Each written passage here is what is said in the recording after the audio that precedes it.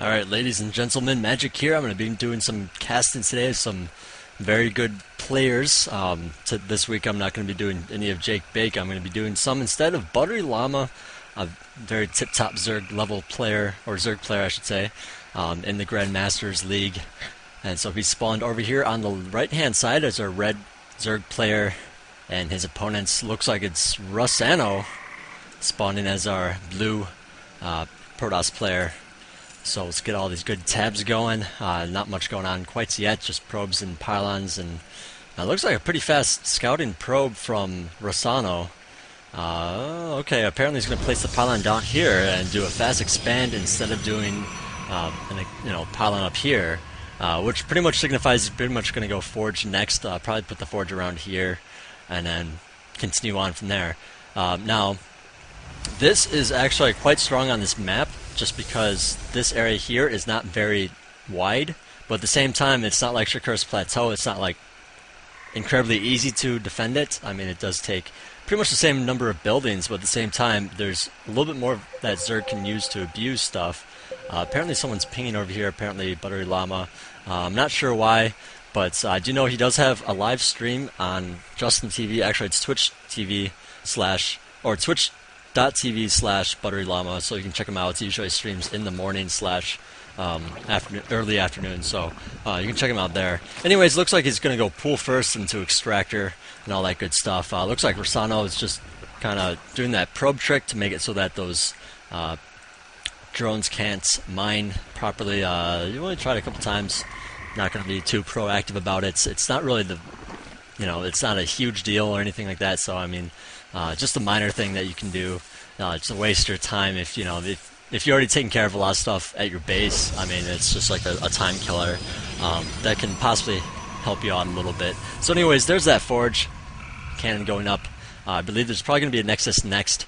Otherwise, there will be a gateway right about here. I'm not sure if that's an opening. It might. I mean, it looks like it might be a little bit big enough for a Zergling. I'm not, too familiar with this map. I'm not sure if you can't cross this area here or not. But there might be an opening there, just to warn you guys. So if Zerglings bust in there, that's kind of what's going to happen with that. And, well, Zerg still hasn't found him yet. This is quite a big map. Personally, I don't really like this map too much, just because the middle area is pretty narrow as well. Of course, there are these rocks here that Zerg could bust down.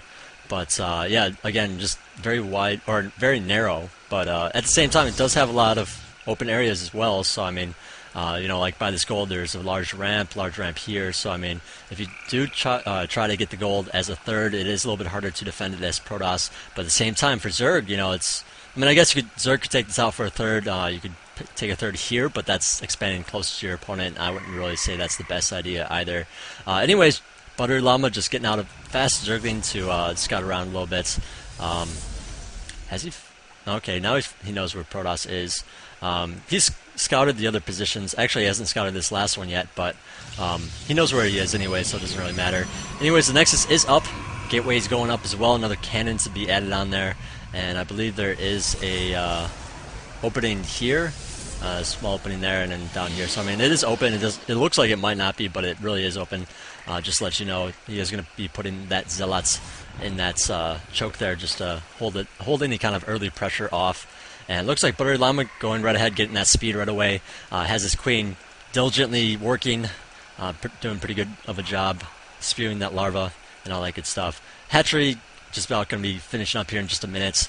I believe he's probably going to be using the second queen that's about to pop out for it, and all that good stuff. So good timing there. It looks like he's actually building a lot of Zerglings here. I'm actually not used to this production tab anymore, just because I'm used to doing so many obs castings. But he does have a lot of Zerglings there. He's going to go straight to the rocks, looks like, to bust it down. Now, of course, when Protoss does this forge expand this early, that gives him a ton of resources. You've got to, like as Zerg, you either have to respond with aggression, and maybe you want to put a hatch in his base. I like to do that. Doesn't always work out, but it's just a fun thing to do. You can, of course, pressure the front with roaches and whatnot. I wouldn't suggest banelings, just because it takes a lot of banelings to bust this down. And, well, you could have a sentry or something like that block here, and then you're in trouble, and, it's just not fun. So, the other thing you can do is just be very aggressive with your economy. Add on a third a third hatchery right away, and it looks like he's busting down the gold to do that. Also throwing up a hatchery at his main here, or at his natural actually, just a bit of a macro hatchery. But he probably will be taking this. Yeah, here's the drone to take that third at the gold position. Always going to be a good call to do. You definitely want to boost your economy as much as possible. Now, of course, it did kind of delay in building all those Zerglings to bust down the rocks. I mean, personally, I like to just take a third right away and not worry about rocks when I'm dealing with this kind of position. Because a fast expand, I mean, let's look at the unit counting tab. Yeah, Protoss is actually ahead on probes. You know, of course, he did build all these Zerglings, but I mean, even if you add all this up, it's probably not going to equal. I mean, it's pretty much just going to be a little bit less than his probe count. So I mean, that's a lot of probes there. So you know, that's pretty much what happens when you see a fast expand. Just 2 Nexi pumping out drones, or probes, not drones, is a lot of Nexi pumping out drones. So I mean, it is a fast thing to do. But it looks like he's going to be going 6 gate, or actually 7 gate. Well, actually 8 gate. He has 8 gateways here, so he's pretty much going all in at this point. And that's not the bad of a choice to do, just because since Zerg is pretty much forced to take another base, and you know, forced to drone up, he's not going to have a lot of military. So I mean, that is going to be a very strong push here. But at the same time, since ButteryLlama does have this macro hatch, I believe he might be able to hold it off. We'll see. He does have some Zerglings spotting to see when this push does come out of his base, and they are in the close positions here, the close ground positions. So I mean, he doesn't really have a lot of timing, you know, to really get ready. So I mean, he's really got to add on some units pretty much right now. Let's look at the production tab. Looks like he is adding on some roaches and some Zerglings, so just having very nice timing with that, knowing that there's a potential 6 gate or 8 gate in this case that's going to happen. So I mean, just being very smart about it and all that good stuff. Meanwhile, it looks like Russano even getting that Zealot charge. Now, some players think, okay, why would you get Zealot charge in Protoss against Zerg? I mean, why would you do it? I mean, you are against Zerglings anyways. They're going to just run right up there. I mean, they're going to, you know, be attacking as soon as the Zerglings can attack anyways, but the real reason is the Roach. Roaches can take a lot of extra damage then, you know, because Roaches do have that range. You can't really kite, you know, charge Zealots, so I mean, there's that as well. But it looks like Russano right away getting those Archons up, so just like a 2-base Archon Zealot push. And this is kind of a new strategy. You don't really see it. I mean, you didn't see it for a while, but you definitely see it now that now that the Archons have the 3 range. And it's a pretty strong push. He even has the +1 finished. Looks like he's doing a pretty good job getting that +1 armor as well. So, I mean, it looks like it's probably going to be a +1/+1 timing attack here. And he's even chronoing out the +2s. So, just being very, very diligent with his upgrades. Always very good to see players do that. And, well, why can't I click on it? There it is. Looks like he's not getting stormed quite yet, but he's probably going to be getting it later on once he gets to 3rd base and all that good stuff. Because, I don't know, High Templar are pretty costly. You can't really get a ton of them out for a ton of storms, and if you miss a couple of storms, then it's a good game. So it is kind of risky, and Archons, you know, of course, have a lot of hit points, or a lot of shields, actually, not hit points. Do a ton of damage against any kind of bio stuff. I mean, they do, what, +11 damage to bio. +10 initially, but you know, they get an additional +1, or an additional damage against, you know, for bio every plus attack. So anyways, looks like he's pushing out now, and he does have the charge finish. Some Zealots actually baiting some Zerglings baiting some Zealots out of that army, just quickly regrouping there. Now he's going to be attacking in there, but Zerglings are in the back end here, so I mean, he could just you know, swing him in here to help out. But at the same time, you know, Archons are very good against Zerglings, are pretty much good against anything that's bunched up, because they do have splash damage, and with Zealots supporting it, Zealots have a ton of hit points for how much they cost. You know, this could actually be very dicey for Protoss here. It looks like a couple of Archons being pulled off here, and some good force fields, but at the same time, you know, since all the stuff wasn't bunched up there, and since he's using melee, you know, he can't really attack during all that, but at the same time, it's going to be a good idea to just throw him down there so he can get up some extra units. Looks like he's going to switch over to Stalker now that he sees all those Roaches up.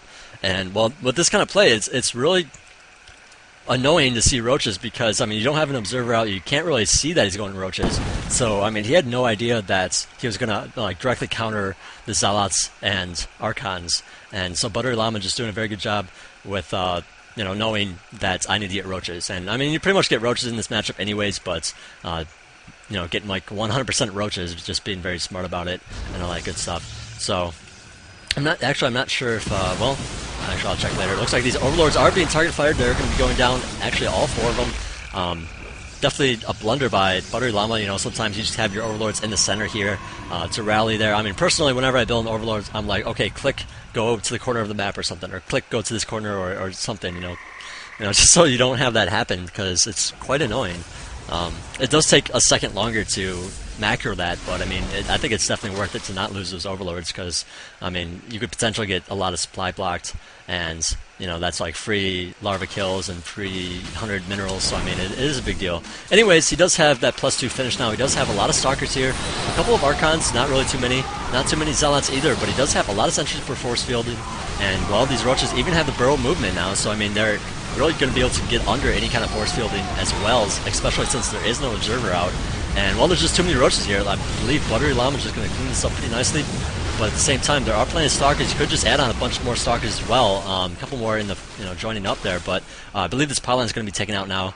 Now that ButteryLlama was able to push that back. And let's see what is Russano doing in response. He just added in some more guys. I don't know. He pretty much went all in with that 8 gate. I mean, it's like you kind of need an expansion at some point. You know, ButteryLlama doing a good job having his Zergling there to scout for it. But I don't know. I feel like, you know, he's kind of just didn't win the initial push with that. So I don't know. Unless ButteryLlama makes a big mistake, I believe ButteryLlama is going to be taking this game. So lots of roaches out here, but there's even more stalkers. So I believe the stalkers, actually some really good flank micro going on as well. So actually, well, even so, it looks like these roaches are just going to pound them, and I don't know.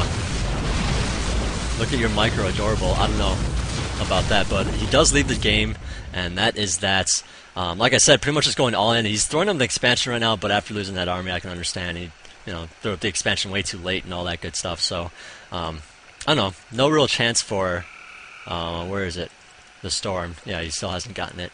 So, that is that. Anyways, this has been a cast from Magic. I hope you guys enjoyed it. I'm going to continue on doing some more replays, but, well, I'm going to turn off the stream momentarily just to have it as a separate save and all that good stuff, so I don't have to edit it and then re-upload it and all that stuff. So I mean, I'd rather just turn it off for a sec and turn it right back on. So I'll, you know, if you're watching live, you'll see me in just a sec and all that good stuff. So anyways, see you guys later.